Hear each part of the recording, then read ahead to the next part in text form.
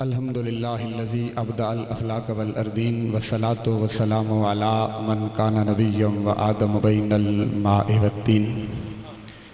अम्मा बाद फ़अऊज़ु बिल्लाहि मिनश शैतानिर रजीम बिस्मिल्लाहिर रहमानिर रहीम। वल्लज़ीना जाअू मिन बादिहिम यक़ूलून रब्बना इग़फ़िर लना व लिइख़्वानिनल्लज़ीना सबक़ूना बिल ईमान। आमन्तु बिल्लाहि सदक़ल्लाहु मौलानल अज़ीम। इन्नल्लाहा व मलाइकतहु युसल्लूना अलन नबी या अय्युहल्लज़ीना आमनू सल्लु अलैहि व सल्लिमू तस्लीमा। अस्सलातु वस्सलामु अलैका या सय्यदी या रसूलल्लाह व अला आलिका व अस्हाबिका या सय्यदी या हबीबल्लाह। बंदे परवरदिगारम उम्मते अहमद नबी दोस्तदारे चिहार यारम ताब औलाद अली मज़हब हनफी अदारम मिल्लत हज़रत खलील खाक पाए गौसे आज़म ज़ेर साया हर वली। सिद्दीक़ अक्स हुस्न कमाल मोहम्मदस फ़ारूक ज़िल्लो जाहो जलाल मोहम्मदस उस्मान ज़ियाए शमाए जमाल मोहम्मदस हैदर बहार बाग़ खिसाल मोहम्मदस। इस्लाम मा ताअत खुलफ़ाए राशिदीन ईमान मा हुब्ब आले मोहम्मदस।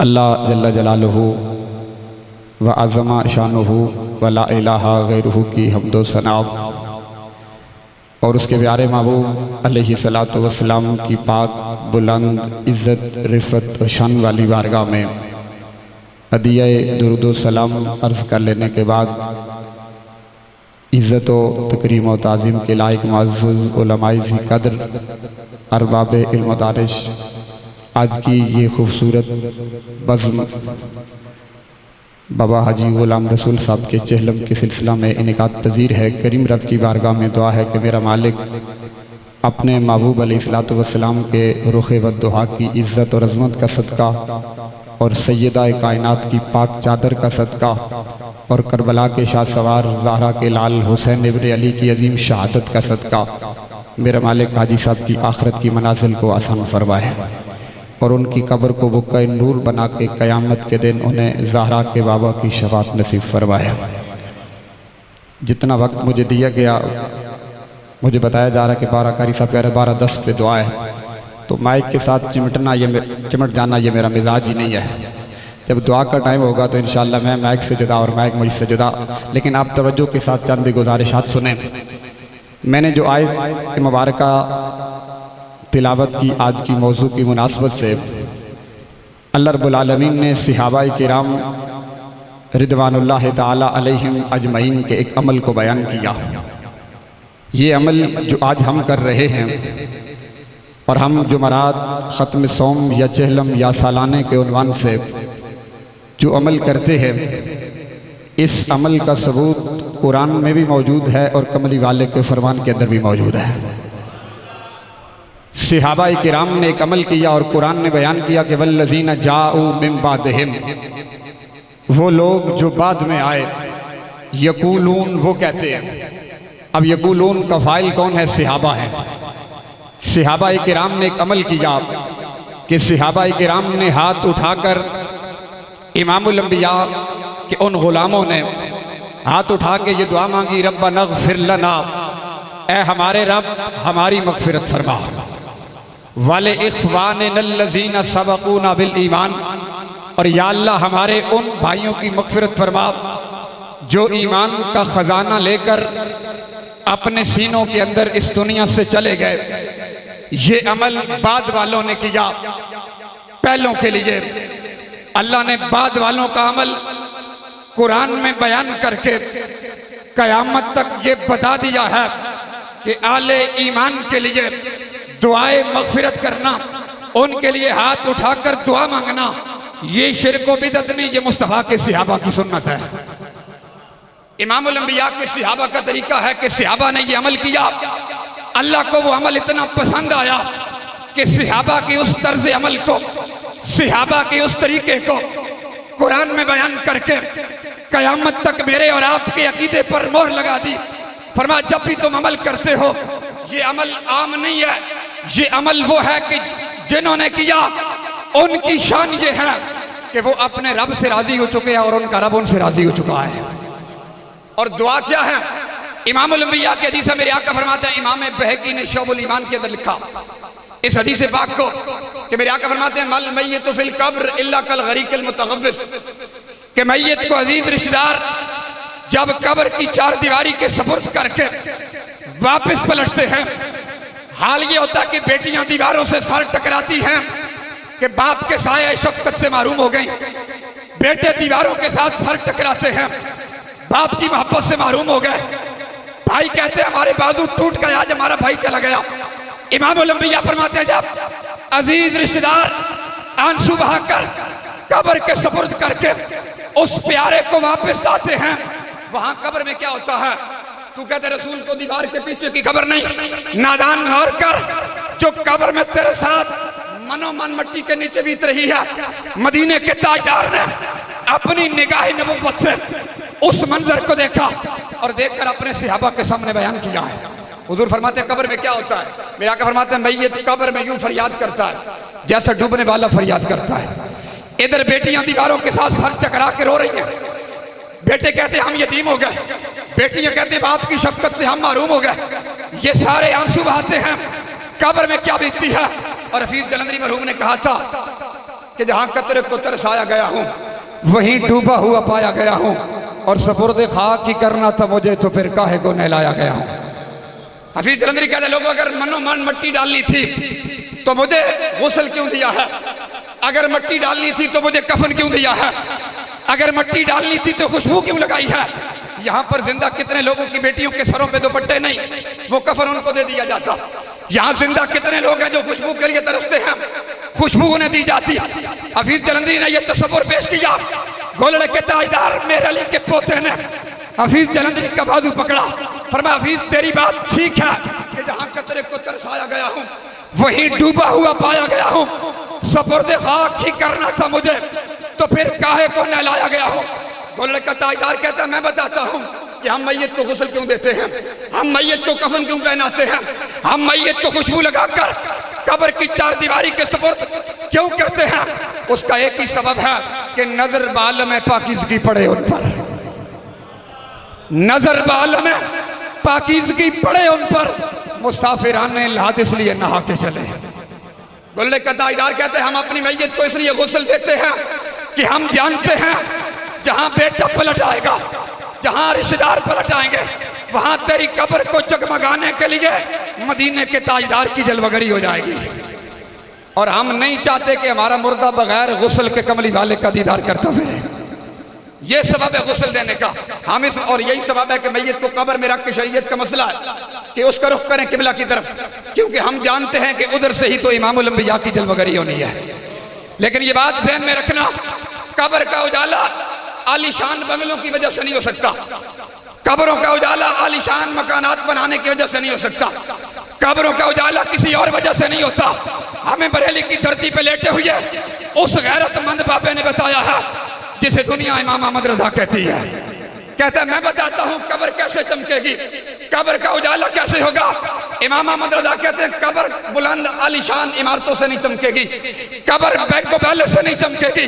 अहमद रजा बताइए, और अहमद रजा का नौकर व्हील चेयर वाला बाबा भी बता गया कि कब्र कैसे चमकी है। आप फरमाते हैं लहद में इसके रुखे शाह का दाग लेके चले, लहद में इसके रुखे शाह का दाग लेके चले, अंधेरी रात सुनी थी चराग लेके चले। कब्र का उजाला सिर्फ मोहम्मद अरबी की गुलामी की वजह से हो सकता। अगर आपको यकीन ना आए, मैं आपको दूर नहीं लेके जाना चाहता, दौरे हाजिर में बड़े बड़े लोग मौजूद थे, बड़े बड़े जुब्बा और दस्तार भी था, बड़े बड़े मदारिस भी थे, बड़ी बड़ी आलीशान बिल्डिंगें भी थी, दामन में लाखों मुरीद भी थे, मगर उस रब की इज्जत की कसम है, कमली वाले की इज्जत पर जिसने पहरा दिया है उसे दुनिया खातिम हुसैन रिजवी कहती है। आपका हजारों इख्तिलाफ हो सकता है, बाबा जी तो ये फरमा करते थे ना हशर को होगा ये मालूम कि जीता कौन और हारा कौन। मैं कहता हूँ हशर तो बाद की बात है। मैदान लाहौर के अंदर दाता अली हजवेरी के कदमों में गाजी अलमुद्दीन की चौखट के पास मीनारे पाकिस्तान के साए में दुनिया ने देख लिया है दुनिया से जीत के कौन जा रहा है। दुनिया ने ये मंजर देखा है तो पता चला कि इज्जत आलीशान बंगलों की वजह से नहीं हो सकती, इज्जत किसी और वजह से नहीं हो सकती। कब्र का उजाला सिर्फ और सिर्फ मोहम्मद अरबी की गुलामी की वजह से होगा, इमामुल अंबिया की नौकरी की वजह से होगा। आप ईमान से बताएं, जो बंदा 2 फुट के फासले पे पड़ा हुआ पानी का गिलास ना पकड़ सके, उसने 5 सालों में जिसका नाम ही आलम कुफर की चीखें निकलवा के रख देता है। आपको यकीन ना आए तो फेसबुक पर हुजूर अमीरुल मुजाहिदीन रहमतुल्लाह अलैह की तस्वीर मुबारक लगा के देख ले, आपका नाम मुबारक ले, पूरी दुनिया के मौलवियों के नाम लिखे, कोई कुफर को मसला नहीं है। इसका मतलब यह है कि सलाहुद्दीन अयूबी की तलवार का वारिस बनकर, खालिद बिन वलीद की गैरत का वारिस बनकर, इमाम अहमद रजा की फिक्र का वारिस बनकर, जिसने इस सदी में कमली वाले की इज्जत का पहरा दिया, उसे खादिम हुसैन रिजवी कहते हैं। वो बाबा खुद नहीं चल सकता था, लेकिन मुझ जैसे निकम्मे और बेगैरत को चलना सिखा दिया है कि कमली वाले की इज्जत की बात कैसे की जा सकती है और कैसे कर सकते हैं। जो कहती थी दुनिया नामुमकिन है, उस बाबे ने मुमकिन करके दिखाया है।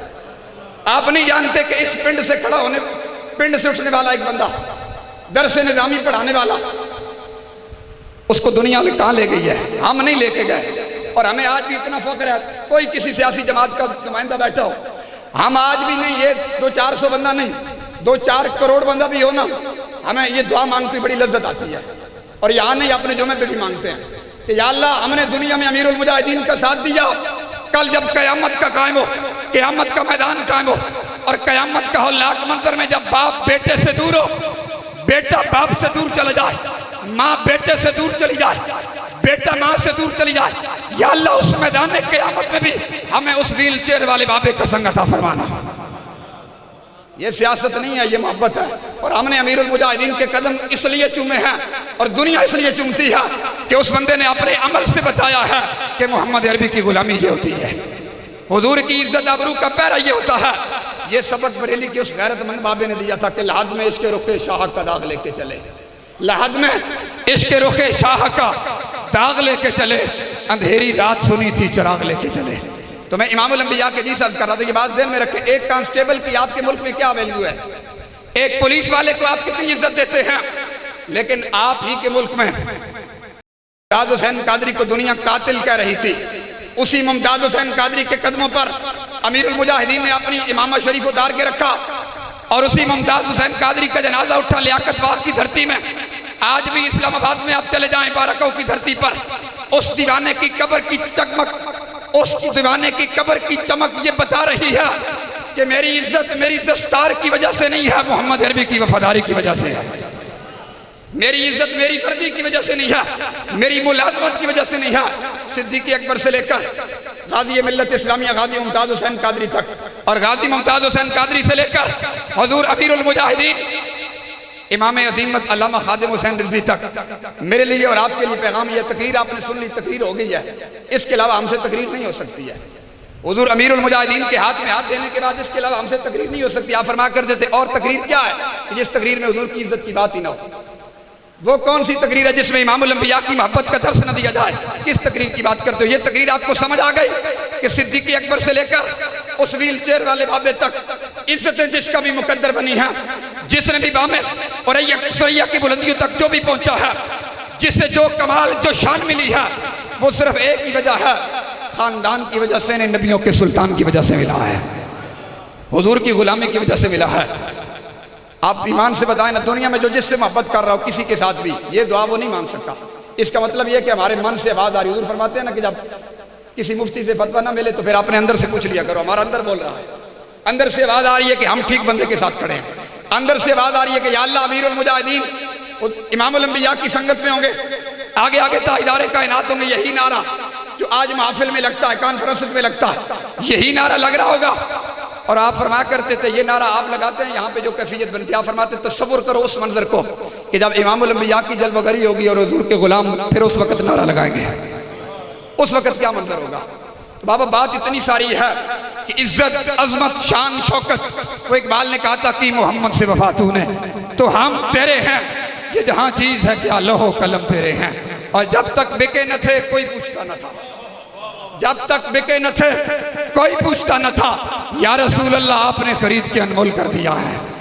तरखानों का बेटा यार 17 साल उसकी उम्र, गाजी इल्मुद्दीन, देखकर भी कुरान नहीं पढ़ सकता था। पीर सैयद दीदार अली शाह साहब आप मुसल्ला इमामत पे खड़े हुए जनाजा पढ़ाने के लिए, सैयद ज़्यादा बेहोश होकर गिर पड़ता। लोग आए, आपके पांव दबाए, कुछ देर के बाद पीर दीदार अली शाह साहब होश में आते हैं। आपने फरमाया आप बेहोश क्यों हो गए थे? जनाजे के पीछे सफों की तरफ आपने देखा, आप बेहोश क्यों हो गए थे? आपने फरमाया इस राज को राज रहने दीजिए, आप जनाजा पढ़िए। उन्होंने कहा बताइए हज़रत क्या वजह थी? आप फिर रो पड़े। आपने फरमाया या रसूलल्लाह 40 साल मसनद तदरीस पे बैठकर मैंने आपकी हदीस का दर्स भी दिया है, सहर के वक्त तहज्जुद के वक्त दुआएं मांगी है, या रसूलल्लाह अपना दीदार आलम ख्वाब में अता कर दें, लेकिन हुजूर कभी कर्म नहीं किया। आज इस दीवाने के जनाजे में मनफ से नफीस तशरीफ ले आए हैं। हुजूर को देखकर पीर दीदार अली शाह साहब बेहोश होकर गिर पड़े कि आका हमने बड़ी दुआएं मांगी, 40 साल बैठकर मैंने हदीस पढ़ाई, आका कभी कर्म नहीं किया। आज तरखानों के बेटे के जनाजे के अंदर आपकी जलवगरी हो गई है। 17 साल का वो जवान था, इमामुल अंबिया क्यों तशरीफ ले आए थे?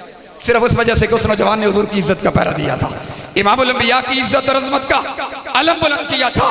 तो कयामत तक वो इल्मुद्दीन हो, या मुमताज हुसैन कादरी हो, या हुजूर अमीरुल मुजाहिदीन बाबा जी खादिम हुसैन रिजवी की जात हो, एक ही पैगाम है मेरे और आपके लिए। बाबा जी फरमा करते थे मर तो वैसे भी जाना है, बंदा हार्ट अटैक से भी मर जाता है, बंदा किसी हादसे का शिकार होकर भी मर जाता है, बंदा किसी और वबा के अंदर, लोग कोरोना से नहीं मर रहे। कोरोना के नाम पे जो दुनिया में साजिश की जा रही है इस्लाम के खिलाफ कि पहला हमला इस्लाम पे 6 फुट पे नमाजें पढ़ी जाए। 1400 साल इस्लाम की तारीख में ऐसी नमाज नहीं पढ़ी गई, सारी दुनिया बैठ गई। एक व्हीलचेयर वाला बाबा खड़ा रहा, उसने कहा मुझे बताओ कि किसी सहाबी ने ऐसी नमाज पढ़ी हो, किसी सहाबी ने ऐसी नमाज पढ़ाई हो। ये कोरोना के नाम पर इस्लाम के खिलाफ इतनी बड़ी साजिश है कि मैं और आप सोच भी नहीं सकते।